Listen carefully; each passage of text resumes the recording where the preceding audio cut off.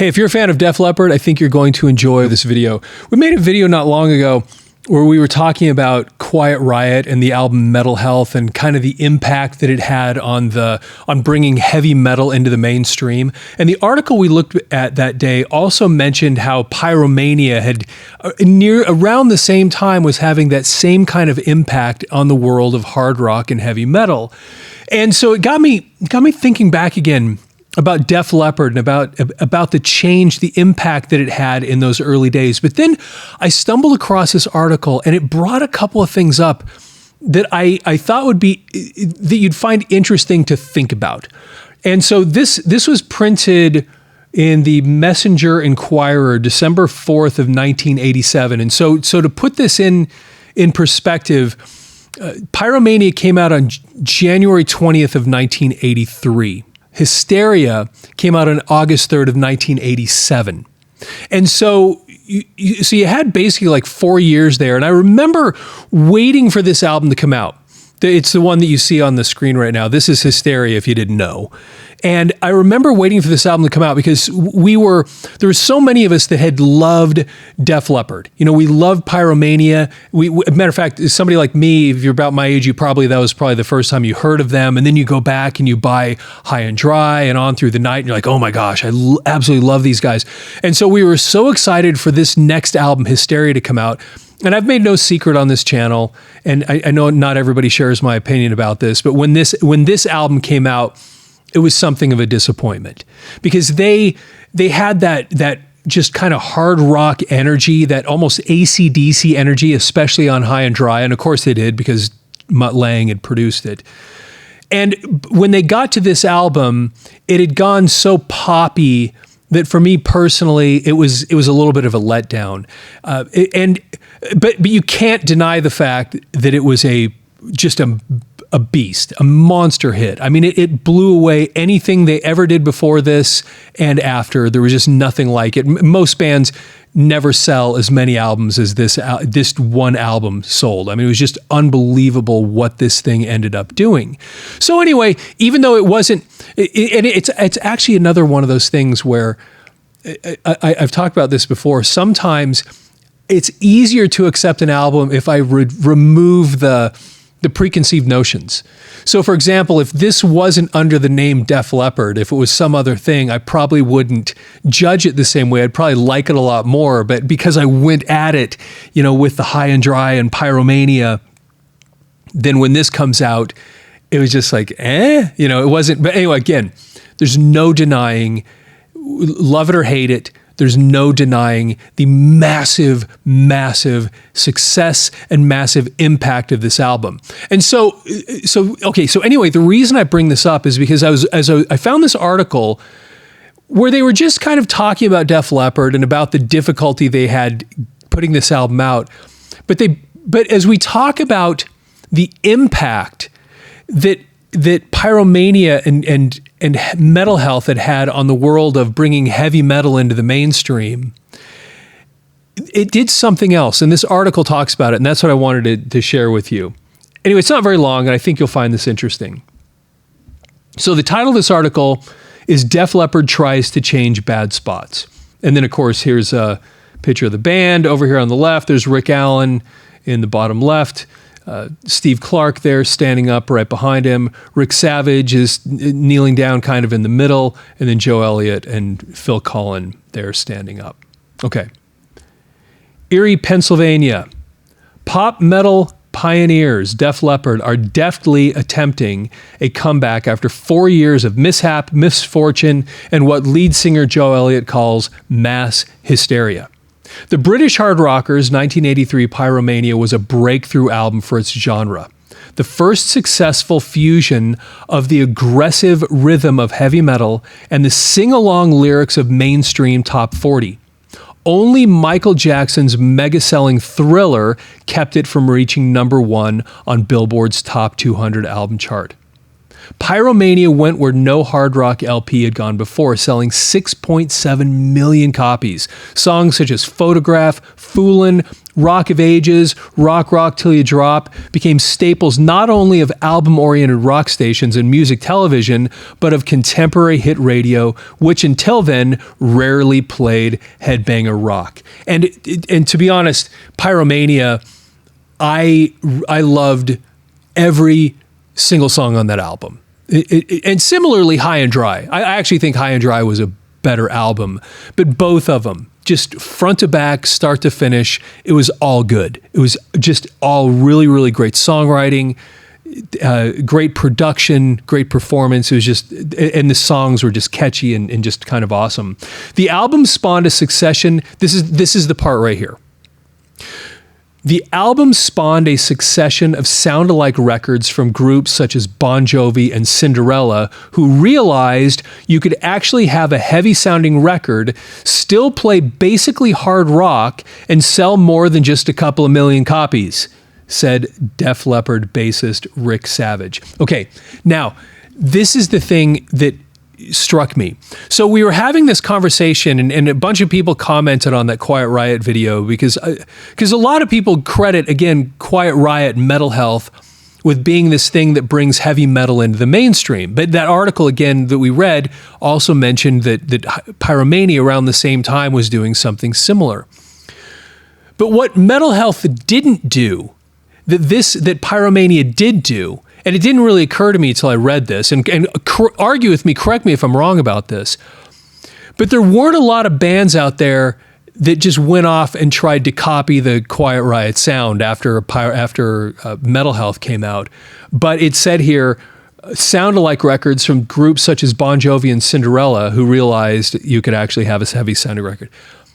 When I read that, it occurred to me I could probably go back through my record collection, and I bet you, without even trying, I could pull out 50 records of quote-unquote heavy metal bands from the 1980s that tried to copy that went after that kind of sound. In that sense, Def Leppard, with the help of Mutt Lange, obviously, pioneered this idea of what they referred to as this kind of pop metal.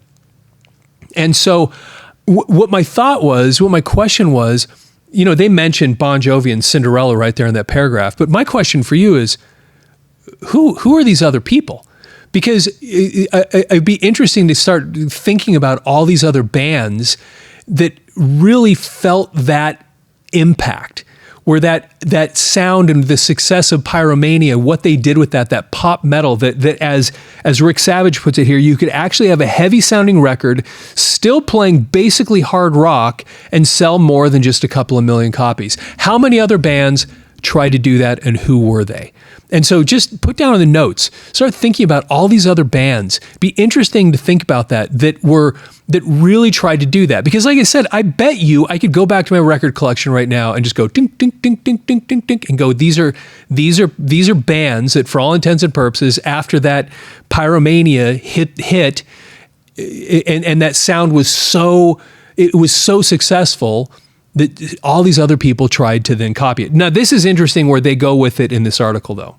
But as Def Leppard reached the top of the rock, tragedy followed triumph, and then bad luck came. Unhappy with the sound of their follow-up to Pyromania, they scrapped all the tracks and fired producer Jim Steinman, then unsuccessfully tried to produce the record themselves. So they brush past something, but this is something interesting if you didn't know this. They attempted to do this before this. Jim Steinman, who they're talking about, they actually hired Jim Steinman. And if you recognize that name, yes, that's the same guy that wrote all those songs on Bat Outta Hell for Meatloaf. So you remember that? You remember that album? It's the same Jim Steinman that did that album, that wrote all those songs for Meatloaf, is who they're talking about here. Because originally, Def Leppard hired him saying, could you produce our next record? And then it just didn't work. It had these problems, and they tried doing it themselves, and then it wasn't working.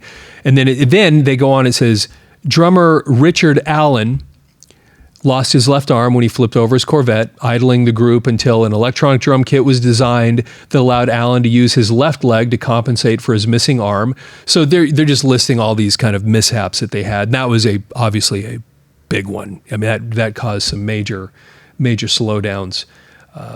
Fortunately, you listen to stories about Rick Allen, and when he was in the hospital, he was actually already, as he was trying to recover, and they had the issues with his arm, they tried to reattach it didn't work, and he was already, when he's sitting in his bed, tapping his feet against the bottom of the bed, thinking, I bet there's a way we can do this. I bet there, and then of course that led to the electronic kits that he uses now. Def Leppard finally got back in the studio with John, and they have the name backwards. It's actually Robert John Mutt Lange, who had produced Pyromania and 1981's High and Dry, which sold 2 million copies, only to have Lange injure a knee in another auto crash. Then Elliott came down with the mumps. No wonder the band from the steelmaking town of Sheffield, England, titled the long-delayed album Hysteria. It sounds stupid. Oh, quote, "It sounds stupid, but everything that happened to us actually made everybody a stronger person," said guitarist Phil Collen. "It gave all of us a totally different view on life. Like Rick's accident to lose an arm and just come back and play like nothing's happened, it just put things in perspective. Anytime we got bummed out, we realized everything was trivial compared to that. Hysteria came out in August to face competition not only from new Michael Jackson and Bruce Springsteen albums, but from groups such as Whitesnake and Poison, who had successfully adopted the Def Leppard musical mix of melody and metal." So then they just threw out a couple more. And it's so interesting thinking about Whitesnake that way, because think about the song, Is This Love? Because you look back at the early Whitesnake, and early Whitesnake, it was a spinoff of Deep Purple, and that stuff was this blues-oriented, straight-ahead rock and roll. But by the time they got to this period of their career, they kind of had adopted that same idea of the Def Leppard had in some ways pioneered back with Pyromania. Anyway, just interesting to have more. So again, who are these other bands that were copying that? Because there's just this long list of them. Okay, now, this is interesting. It was frustrating being in the studio when groups were copying what we did, Colin said. "I really like Bon Jovi. It's a great band, and they've made some brilliant singles, but it was the formula of Pyromania, and we were trying to avoid that. We were determined not to make Pyromania Part 2. And then that gets back to what I was talking about a minute ago with this record, because I think for a lot of us, we were so we loved Pyromania so much and High and Dry so much, and even going back to On Through the Night had awesome stuff on it. But that kind of, especially the High and Dry, kind of the AC/DC flavor, because Pyromania even had a little bit of that too. That this was such a departure from that we, like a lot of things, when you anticipate it, you build up this mythological idea in your mind, and then when it finally comes out, you're like, and it's just not quite what you thought. But they intentionally were looking at that going, we don't, where so many of us are like, want to hear more of that Pyromania type of stuff, which is probably what was going on with me. They're looking at that going, we're not going to do that. We have to do something different. Everybody else is copying our stuff. We don't want to sound like everybody else. And then they kind of forged their own thing. And they came up with really a very, very poppy album in the end. And setting it, if I can, again, remove myself from the Def Leppard thoughts, I can enjoy it more. Because you can't deny the monster success this album had. Okay. The band compensated for its long absence with perhaps the longest single-disc hard rock album ever. Hysteria, which has sold 2 million copies in its first 3 months of release, is 63 minutes of hot guitar interplay between Colin and Steve Sonic Clark. Actually, that's interesting they call him that there, because he was always Steve Steeman Clark, but whatever. Rat-tat-tat Allen drum licks, thumping Savage bass lines, and searing Elliott vocals.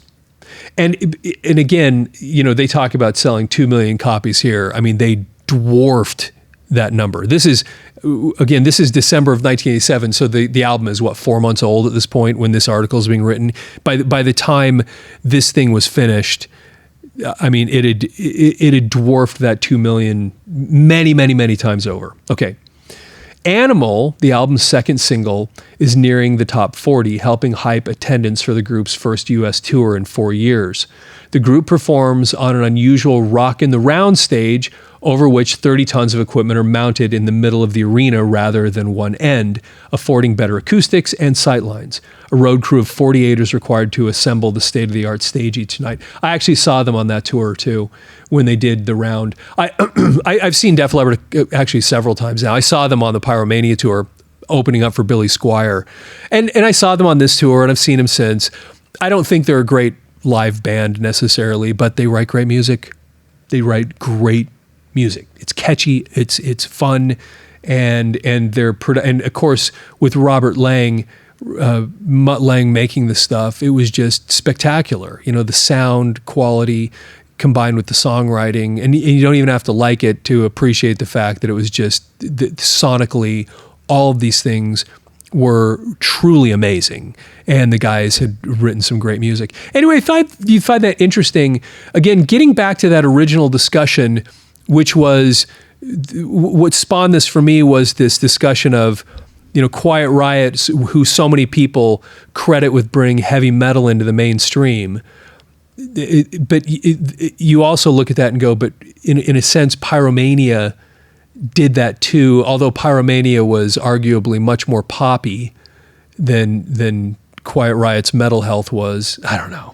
I mean, I've had this conversation with so many times, because Come On Feel the Noise was kind of a poppy song. But anyway, the question though at hand is, be interesting to come up with a list and think of all these different bands that kind of picked up the impact. Not only did Pyromania help bring the idea of metal into the mainstream, it in its own way almost created a whole new genre of quote unquote metal.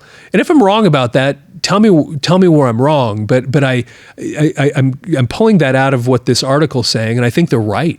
I think there's a lot of truth in that album not only brought that to the mainstream, but it created this poppy idea of heavy metal that then, I mean, just band after band after band through the 80s just picked up on that and ran with it. Anyway, be interested to get your feedback on that too. Hey, thanks for watching the video. Please follow the channel if you're not following it already.